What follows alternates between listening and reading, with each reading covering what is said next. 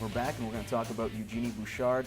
A fantastic run once again in the French Open, finishing, well, I guess in third, fourth, whatever you like, semifinals. Bronze medal game. Exactly, exactly. Semifinal, losing out to her childhood idol, of course, Maria Sharapova, who ended up winning the entire match. Now, you look at where she's been over the last 2 years.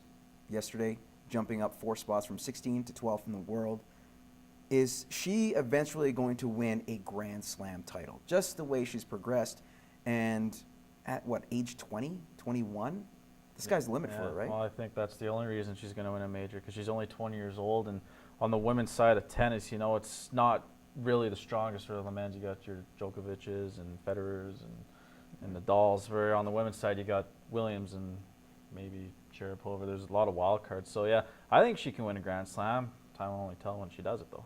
She becomes the next superstar. What say you? Yeah, well, her compete. I mean, I don't think she gives up in a match at all. Like she fights to the end. So I'll be surprised if she doesn't win one in her career. But it's definitely an exciting time for Canadian tennis to have.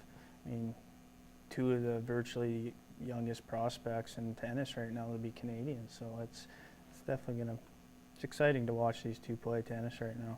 We'll move on to the NBA Finals.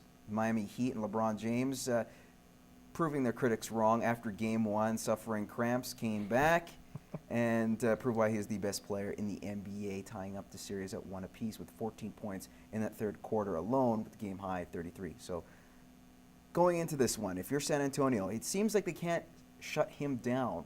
What else do they need to do in order to become victorious in Game 3 tonight? Score more points. I don't know what you can't stop LeBron. No. What are you going to stop? Shut off the AC. Yeah, it's in Miami now, so I think it's going to work the other way. We'll see what happens to the old guys in San Antonio. I mean, if you shut down James, you have Wade and Bush. You got the big 3. Who do you target? San Antonio, they're putting up a good fight, but 7-game series, I do believe Miami has more of the legs, and they're going to win their 3rd in a row. Yeah. So that's what I'm taking. It's not going to be an easy task, but I don't know if you can double team LeBron or maybe get into some foul trouble early on, drive up against him when you're driving to the hoop. You know, like you said, it's going to be tough to shut him down, but there's ways you can do it. It's just only if you can execute it.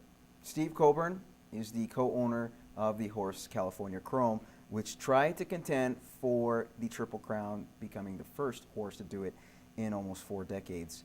That came short, as Tonalist, who did not run in the Kentucky Derby, nor did not run in the Preakness, ended up winning, causing Coburn to become very infuriated and also insulting his wife in the process. Guys, is this a little bit of a case of sour grapes on his point that he, referring to his horse, Coburn's horse, California Chrome, had to race against, say, another horse that had fresher legs? Nah, I'd say he's being a big baby for sure. Like, at the end of the day, it's horse racing. Like, give me a break.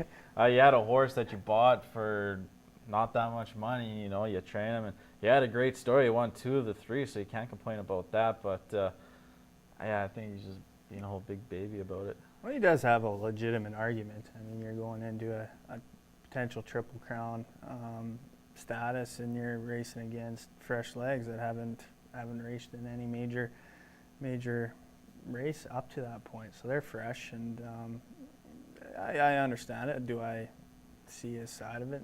Not really, but he did make some valid points, I thought, on his little rant. But what do you do? I mean, horse racing's big money, and you'd like to see a Triple Crown winner at some point, but.